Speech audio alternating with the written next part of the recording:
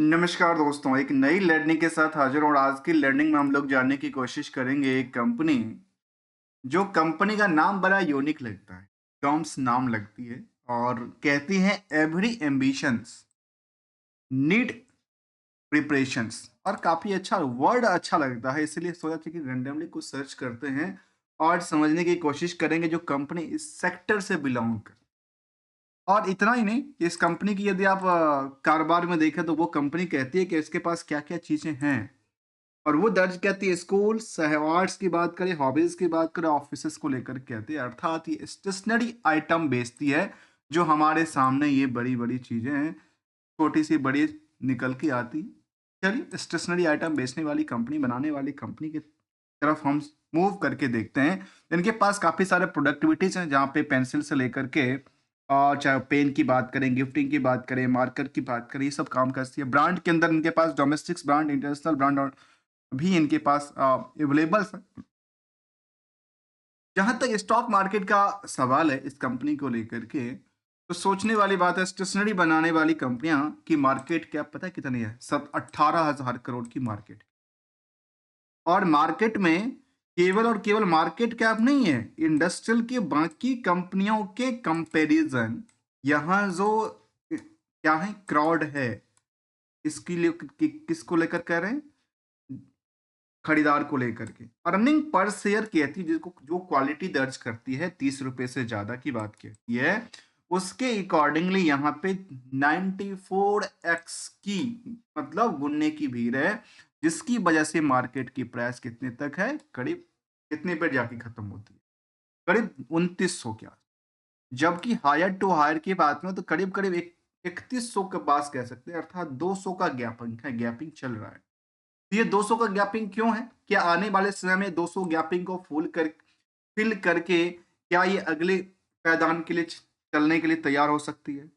जहां पे कंपनी में नंबर ऑफ शेयर की हम हमेशा हाईलाइट करते हैं कि 6 करोड़ 7 लाख शेयर हैं, इसमें से 75% की होल्डिंग किसके पास है? प्रमोटर के पास।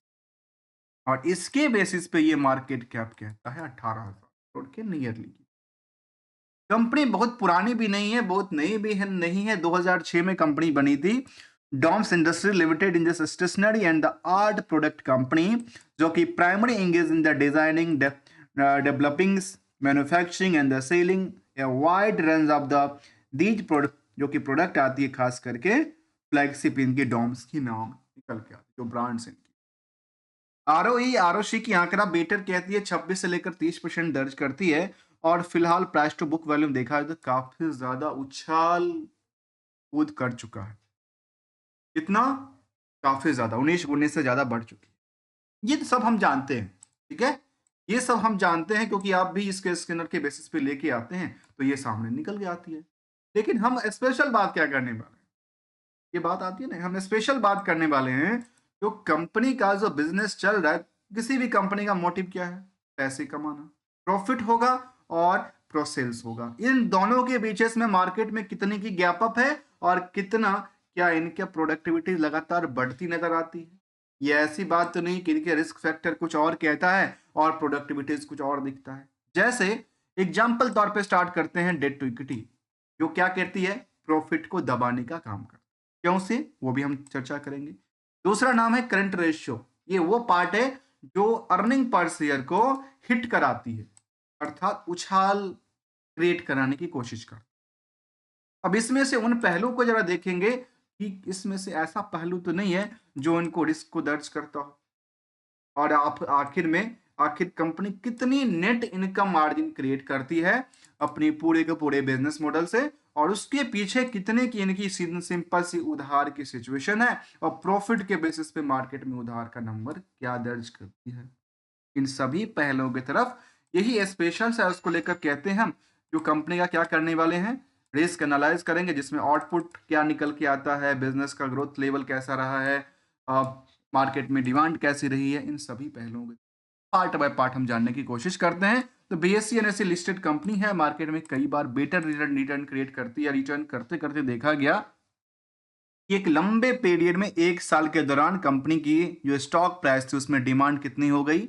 117% की, आज की बात कह रहा हूं। और इससे पहले यहाँ पे देखा जिनकी रेजिस्टेंस कहाँ पे पहुंची थी, इस लेवल पे लगातार रेजिस्टेंस न्यू क्रिएट कर रही है, जबकि बॉटम देखिए बॉटम टू बॉटम के पास नहीं ना आ रही है, तो ये इनके लिए क्या कहती है, इसको लेकर कहती है गुड एक्सपेक्टेशंस चल रही है। जहां तक इनका रिजल्ट का पॉइंट ऑफ व्यू है, तो कंपनी का जो कारोबार रहा है फाइनेंशियल पोजीशन को लेकर के, तो वो लगातार एक बेटर रिटर्न क्रिएट करती है। कैसे? सेल्स लगातार बढ़ी है।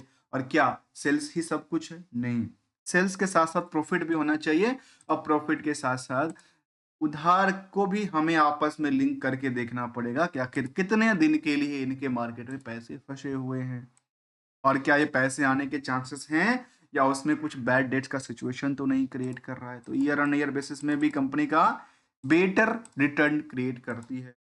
अभी हम फाइनेंशियल पोजीशन की बात कर रहे हैं, तो उसमें हम सबसे पहले नजर पे आते हैं आखिर इस कंपनी में कितने निवेशकों का इंटरेस्ट जुड़ा हुआ है। तो सितंबर तक की डेटाबेस में कुछ बात को आपके सामने देता हूँ। और सबसे अच्छी बात है, कोई भी बल्क डील या ऑपरेटर का गेम नहीं है इसके अंदर। जो है वहां पे देखा गया कि यहाँ पे, अब यहाँ पे क्यों नहीं दिखती ऑपरेटर की गेम या बल्क डील, क्योंकि किसी भी चीज को करने के लिए 0.05% का आंकड़ा होना चाहिए। आधा परसेंट की बात कर रहा हूँ, ऐसा नहीं है। तो यहाँ पे कहती है प्रमोटर अपनी होल्डिंग लगातार बना के रखी है, एफ आई ने पोजीशन को बनाई है, डी आई ने पोजीशन को बेची है, तो आम पब्लिक के पास केवल 3% की होल्डिंग है, और उसमें 50,000 से ज्यादा निवेशकों का इंटरेस्ट इस कंपनी से जुड़ा हुआ है।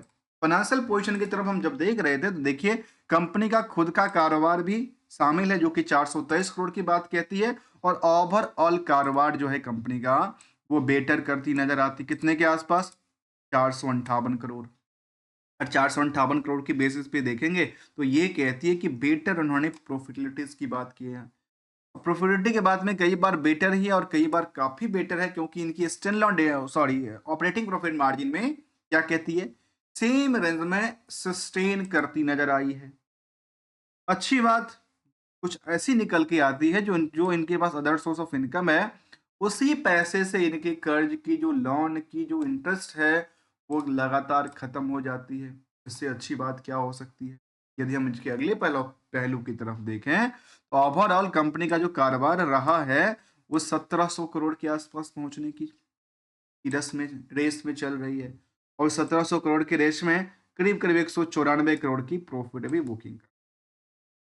और इसको लेकर के कि जब हम नेट प्रॉफिट मार्जिन देखते हैं, तो हमने कहा कि नहीं, नेट प्रॉफिट मार्जिन तो हम चलते रहते हैं, देखते रहते हैं, और स्टैंडअलोन डेटाबेस पे हमारे सब सामने तो बीएससी डेटा तो लेके ही आते हैं, तो फिर हमारे पास स्पेशल्स क्या है, हम क्या स्टडी करेंगे इसको लेकर के।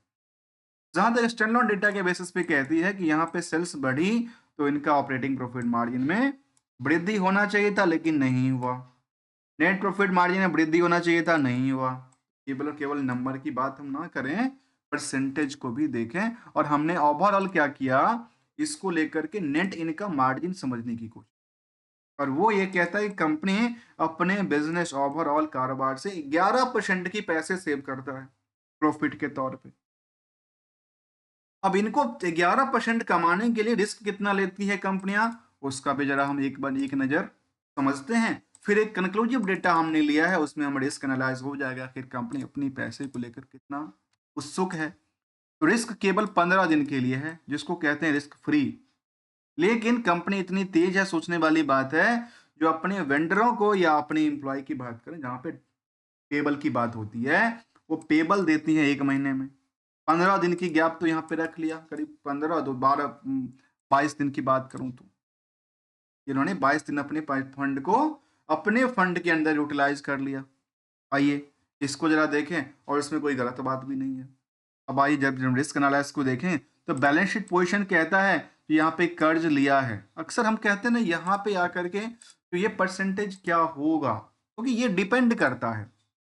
जब तक इसके डिटेल में नहीं जाएंगे, क्या कंपनी अपने कर्ज को लेकर के क्या कर रही है, प्रोडक्टिविटीज में यूज कर रही है, खर्चा पानी में यूज कर रही है, या उनको पे आउट कर रही है, तो कहाँ से कर रही है, ऑन फंड कर रही है, या फिर अपनी एसेट्स को मोनिटाइज करके कर रही है। तो यहाँ पे देखा गया कंपनी कर्ज ले रही है, कर्ज लेने के साथ साथ इनकी वेट तो बढ़ी है, इन्होंने एसेट्स लगातार बिल्डअप किया है, और बाकी पोजीशन भी असर।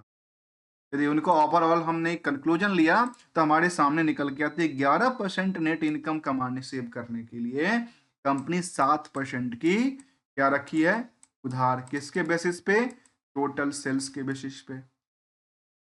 दूसरे पहलू में हमने प्रॉफिट के आंकड़ा के उधार को कंपेयर करेंगे तो वो कहती है 64% की।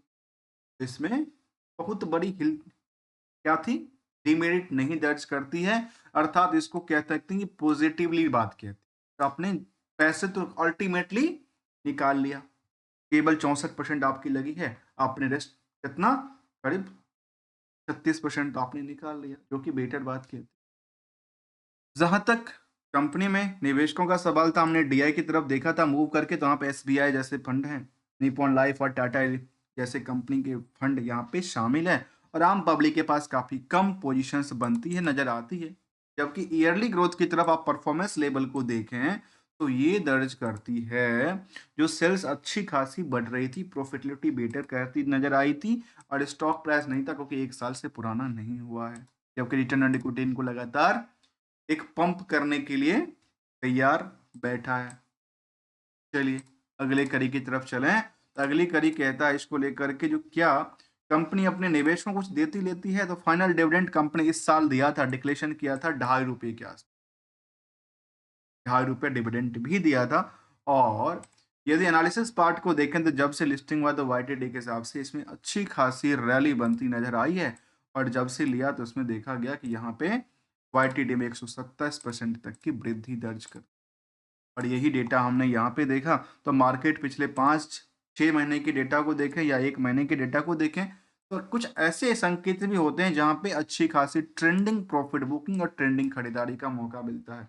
अब यहाँ पे यार कह सकते हैं ये जो प्राइस है, क्या यहाँ पे सस्टेन करने के लिए चल रहे हैं, बिल्कुल चल रहे हैं, क्योंकि मार्केट की एक नई ऊंचाइयों के लिए इन्वेस्टर के क्या होती है, ट्रस्ट बिल्डअप होता है। लेकिन दोस्तों एक सिंगल से गोल्डन रूल डिस्कस करते हैं, यदि किसी भी कंपनी को लेकर के आप लंबे पीरियड के लिए रखना चाहें तो उसके लिए फंडामेंटल टू की जांच जरूर करें, और साथ में यदि आपको मौका मिले तो प्रॉफिट को पार्सली बुक करते रहना चाहिए। जबकि पीयर्स के अकॉर्डिंग देखा है तो Doms industries top most, second is Navneet education.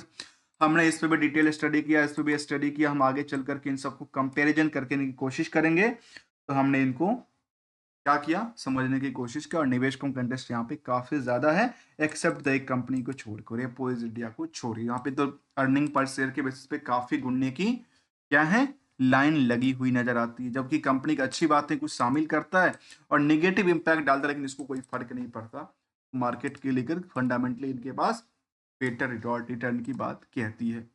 और हमने जिसको जानने की कोशिश की, हमेशा मार्केट में एक चीज को मूल मंत्र रखना चाहिए कि प्रॉफिट आने पे थोड़ा बहुत करके प्रॉफिट बुकिंग भी करते रहना चाहिए, और यदि बेटर है तो आगे फ्यूचरिस्टिक्स प्लान की बेसिस पे उसको रखा जा सकता है, समझा जा सकता है, विदाउट किसी रिकमेंडेशन और एडवाइजरी को लेकर के। Thanks for the joining us.